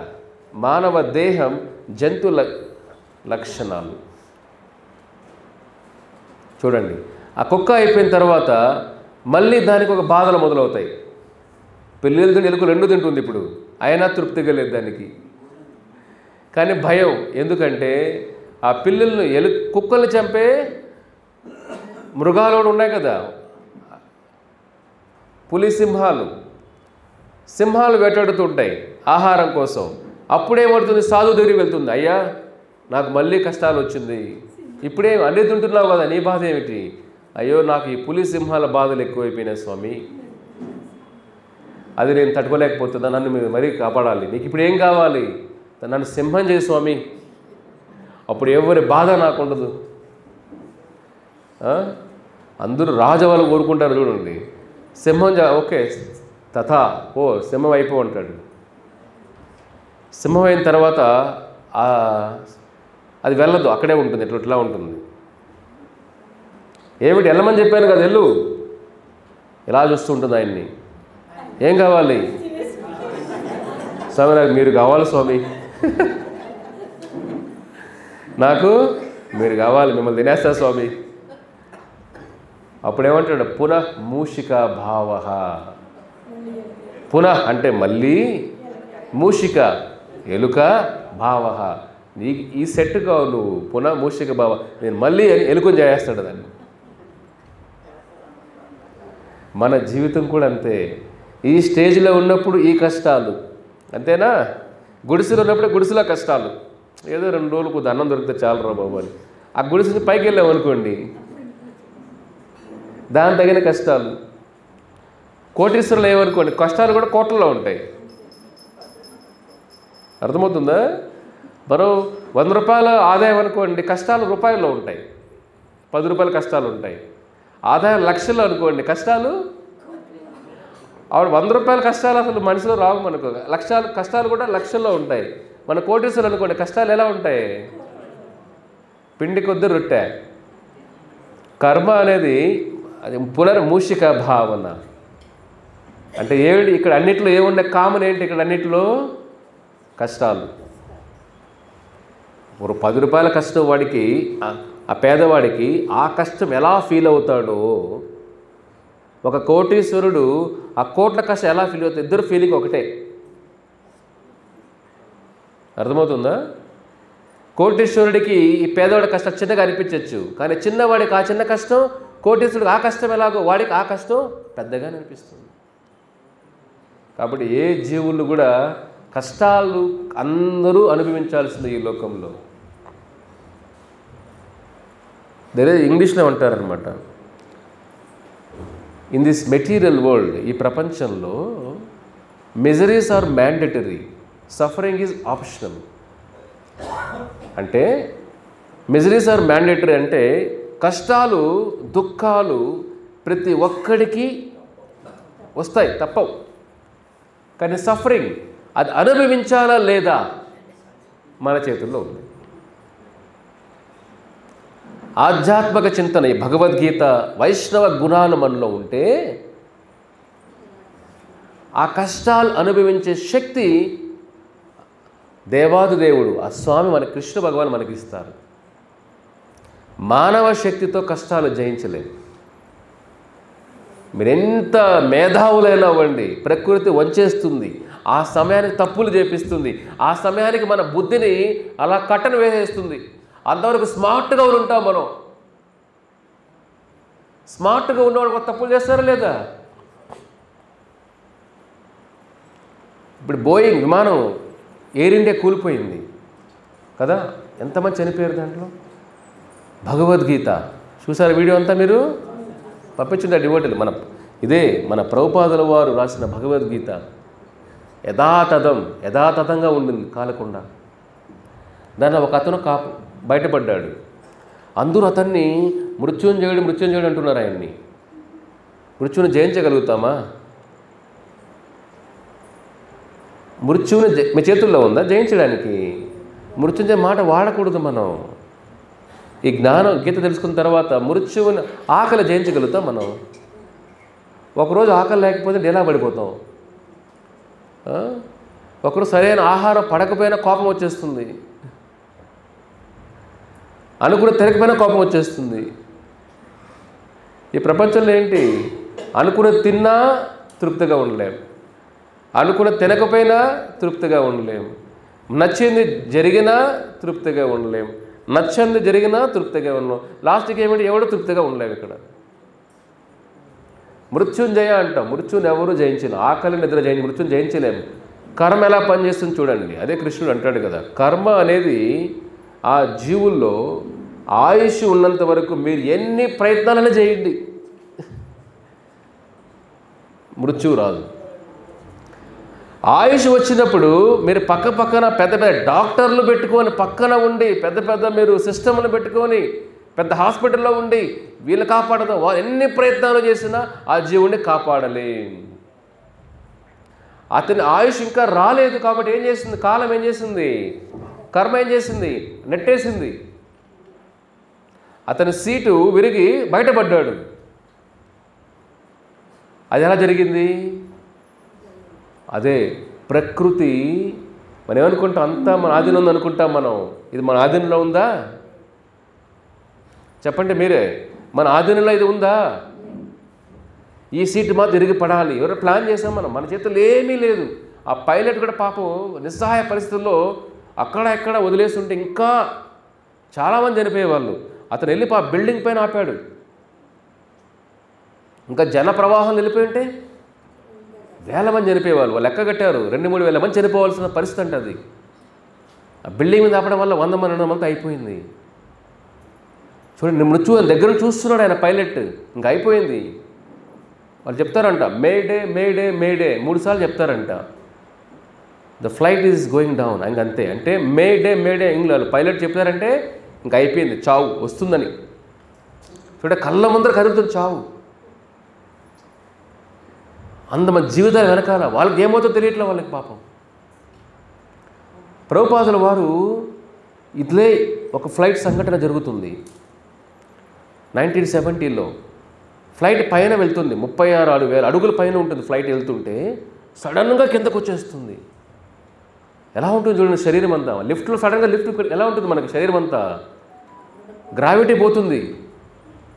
అలా ఫ్లైట్ సడన్గా కింద పడిపోతుంటే అక్కడ ఫ్లైట్ వాళ్ళు అందరూ కూడా ఆర్తనాదాలు. ఇంకా చనిపోతున్న అందరికి అర్థమైపోయింది కింద పడిపోతుంది ఫ్లైట్ అని. అందరూ పరిగెత్తున్నారు, అలా చేస్తున్నారు, ఇంక చనిపోతున్నామని. ఫ్లైట్ అంతా గోలగా ఆర్తనాదాలు, బాధలు. ఇంక అయిపోయింది మన జీవితం, లాస్ట్ ఇదే. ప్రభుపాదుల వారు ఆయన సీట్లో కూర్చొని ఉన్నారు. ఇలా మాల తీసుకొని, ఆయన మాల ఎప్పుడు జపం చేస్తూ ఉంటారు. ప్రభుపాదుల వారు ఏమి ఒక సౌండ్ లేదు. ప్రభుపాదుల వారు ఆచార్యులు ఒక మాట లేదు. హరే కృష్ణ కృష్ణ కృష్ణ హరే హరే, హరే రామ రామ ప్రశాంతంగా ఉన్నారు. వాళ్ళు ఎగిరెగిరి పోరాడుతున్నారు మృత్యు. ఇప్పుడు భక్తుడు అడుగుతారు ప్రభుపాదుల వారిని, చూడండి భక్తి అంటే మృత్యువుని ఎదుర్కొనే శక్తి మనలో ఉండాలి. ప్రభుపాదుల వారు అంటారు, ఎందుకయ్యా మనం భయపడ్డాం? కృష్ణుడు భగవద్గీతలో ఏమంటాడు? అహం మృత్యు. అర్జున, మృత్యువే నేను. మనకు మృత్యు వస్తే కృష్ణుడు చూస్తాం కదయ్యా, కృష్ణుని చూసి ఆనందంగానే భయం ఎందుకయ్యా అంటాడు ప్రభుపాదుల వారు. కాబట్టి ప్రభుపాదుల వారు మృత్యువు కళ్ళ ముందు కదులుతున్నా ఆ భయమే లేదు. ఎందుకంటే మృత్యువు అంటే కృష్ణుని చూస్తాం కదా మనం, ఈ శరీరం వదిలేస్తే. జైల్లోని విడుదల అవుతాం ముఖ్యం కదా. భగవంతుని చూసేటప్పుడు మనకు భయం ఉంటుందా? ఇప్పుడు ఏడుకొండ దర్శనం మీకు దొరికింది అనుకోండి, భయం ఉంటుందా మీకు? చెప్పండి, మీకే భయం ఉంటుందా? భగవంతుని చూడడానికి భయం ఎందుకు? కానీ పాపాలు చేసినప్పుడు భయం భగవంతుని చూడాలంటే. ఆ ఫ్లైట్ అంతా ఆర్తనాదాలు ఊగిపోతుంటే ప్రభుపాదులు ప్రశాంతంగా ఉన్నారు. చావు వస్తే ఏమిటయ్యా? చావు అంటే కృష్ణుని చూస్తాం మనం. ఒక భక్తుడు చనిపోయిన కృష్ణుడు అంటాడు భగవద్గీతలో కూడా. ఏ శ్లోకం అది? 8వ అధ్యాయం తీయండి. మన బుక్కులు తీసుకోరండి ప్లీజ్. ఎప్పుడైనా వచ్చేటప్పుడు మీరు ఫోన్ అందు తెచ్చారా? ఫోన్లు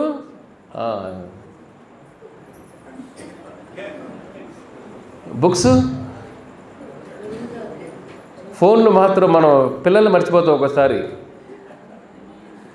ఫోన్లు మాత్రం మర్చిపోవు. 8వ అధ్యాయం శ్లోకం తీయండి. 5-6 శ్లోకాలు చెప్పండి.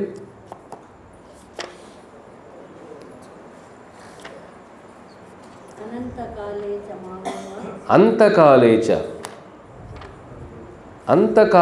చ మామేవ స్మరన్ ముక్త్వా కలేవరం. దాని మీనింగ్ ఏమిటి?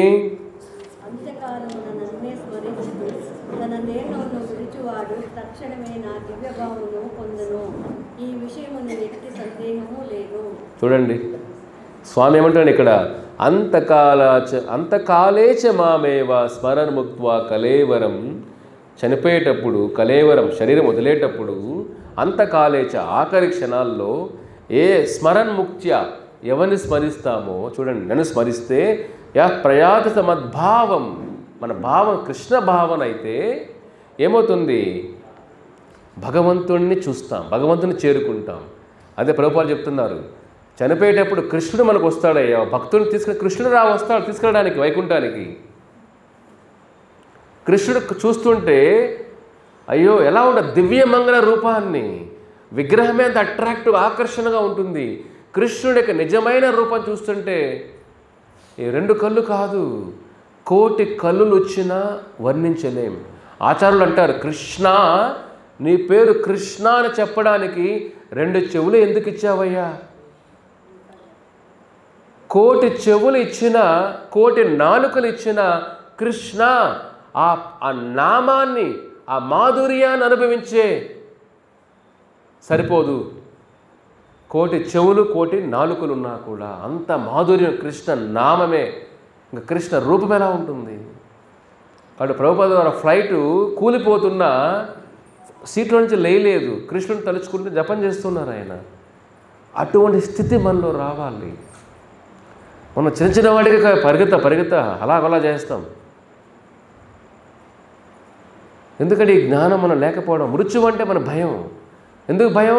అయిపోయింది దీంతో మన జీవితం, దీంతో అన్ని క్లోజ్ అనుకుంటాం. కాదు.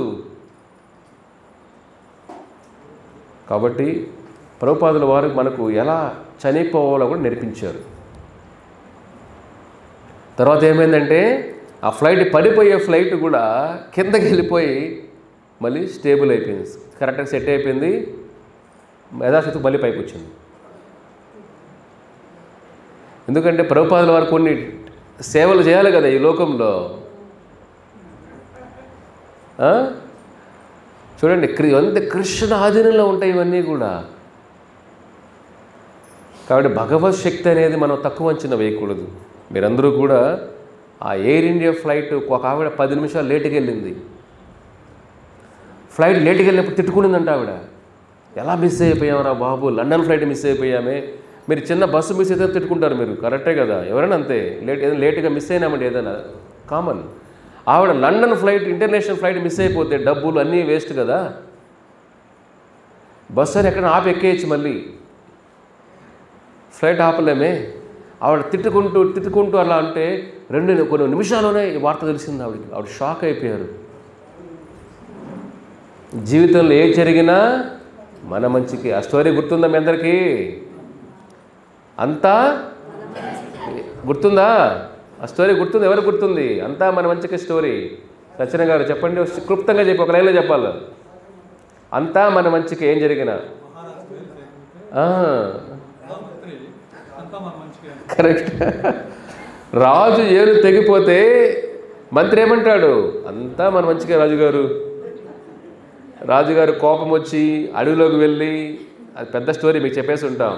ఏమైంది అక్కడ పట్టుకొని బలి ఇవ్వాలి అనుకుంటే ఏమవుతుంది అక్కడ? అయ్యో వీడికి వేలు లేదురా బాబు, వీడి బలి ఇవ్వలేము, వీడిని వదిలేస్తారు వాళ్ళు.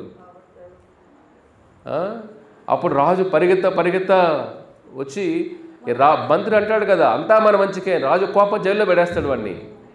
ఏరా నా ఏళ్ళు దిగిపోతే అంతా మన మంచికే అంటావు నువ్వు? ఏమనంటే మన కోపం వస్తుంది కదా. అప్పుడు మంత్రి అంటాడు, అంతా మన మంచికి, ఇది కూడా జైల్లో పెట్టారండి మీరు. మీ తప్ప నేను వచ్చి నన్ను బలి చేసేవాళ్ళు వాళ్ళు, నేను బాగున్నాను కదా.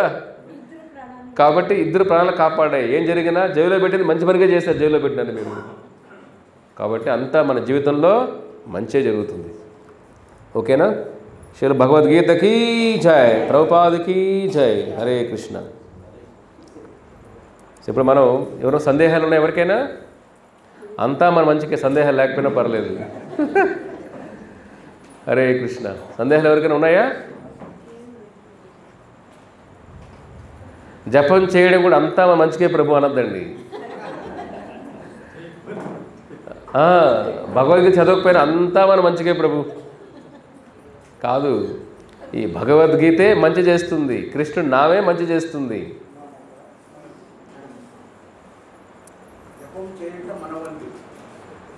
జపం పరమాత్మని వంతు. కరెక్ట్.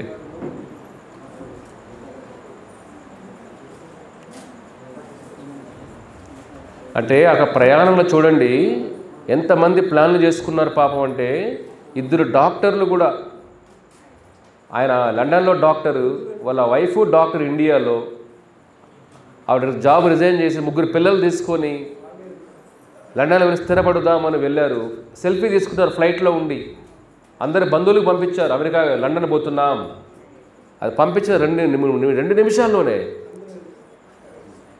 అసలు ఎవరికి కనపడలేదు. అంతెందుకు గుజరాత్ ముఖ్యమంత్రి విజయ్ రూపాని, అతను మన సంస్థకి చాలా సహాయం చేశాడు. ఆయన ముఖ్యమంత్రిగా ఉన్నప్పుడు అక్షయ పాత్ర గుజరాత్ రాష్ట్రంలో అంతా కూడా కొన్ని అక్షయ పాత్రలు ఆయన ఓపెన్ చేయించాడు. వచ్చి ఆయన కిచెన్లో ఓపెన్ చేశాడు. అప్పట్లో ముఖ్యమంత్రిగా ఉన్నప్పుడు చాలా కృష్ణుడు సేవ చేశాడు ఆయన. మన అక్షయ పాత్ర మన సంస్థకంతా గుజరాత్లో లక్షల మంది భోజనం పెడుతున్నాం మనం అక్కడ. ఆయన చాలా సేవ చేశాడు. కానీ చూడండి, ఆ 2 సార్లు ఫ్లైట్ క్యాన్సిల్ చేసుకున్నాడు ఆయన. మృత్యువు లాగుతుంది కదా. చూడండి, మనం ఏమనుకుంటాం మన ఆధీనం లేవు ఇవన్నీ, ఏదో మనం ప్లాన్ చేసుకుంటే క్యాన్సిల్ అయిపోయి మన ప్లాన్ చేసుకుంటే జరిగేది కాదు. ఆ మృత్యు పైన ప్రకృతి అన్ని ఏర్పాటు, ఆ బుద్ధి ఇస్తుంది మనకు. ఆ ఫ్లైట్లో ఆవిడ ట్రాఫిక్ మిగిలిపోవడం చూడండి, ఆవిడ కావాలని చేయలేదు. ఆ పరిస్థితులు అలా తయారు చేస్తాయి. కాబట్టి అంత ప్రకృతి ఆధీనంలో మనం ఆవిడ గుప్పుల్లో ఉన్నాం. మనం తప్పించుకోలేం. ఇక్కడ ఒక తప్పు చేసినా తప్పించుకోలేం, మంచి చేసినా తప్పించుకోలేం, భక్తి చేసినా తప్పించుకోలేం. కాబట్టి మనం తెలిసి తప్పులు చేయకుండా ఇప్పుడైనా నిద్ర లేయండి. ఇప్పుడైనా ఆ భగవంతుడి యొక్క పద్మనాభ ముఖశ్య ఈ జీవితం ఆయన కోసం తెలుసుకోవడం ప్రయత్నం చేయండి. అప్పుడే ఆత్మతృప్తి, పరమాత్మ మానవ జీవితం దానికోసం. మన క్షణం ఎప్పుడుందో మనకు తెలియదు. వాళ్ళు అనుకున్నారా పాపం? ఫ్లైట్ టేక్ ఆఫ్ వెళ్ళి అనుకున్నారు, అప్పుడే ఫోటో తీసుకున్నారు పాపం వాళ్ళు. ఎవరు అనుకున్నారా మా చనిపోతామని? ప్లాన్లు చేసుకోవద్దండి. రేపు మొదలు పెడదాం హరే కృష్ణ మంత్రం, రేపు భగవద్గీత రేపు చదువుదాంలే. రేపు అనేది ప్రభుపాద చెప్తారు, రేపు అనేది ఒక మూర్ఖుడి డిక్షనరీలో పదం అంటారు ప్రభుపాదులు వారు. రేపేమిటయ్యా? గ్యారంటీ లేనప్పుడు దాని విలువ ఏంటయ్యా? కాబట్టి ఈరోజే మొదలు పెట్టండి. ఎవరైతే ఈ భగవద్గీత మార్గంలో లేరో, చదవలేదు, ఈరోజే మొదలు పెట్టండి. ఓకేనా?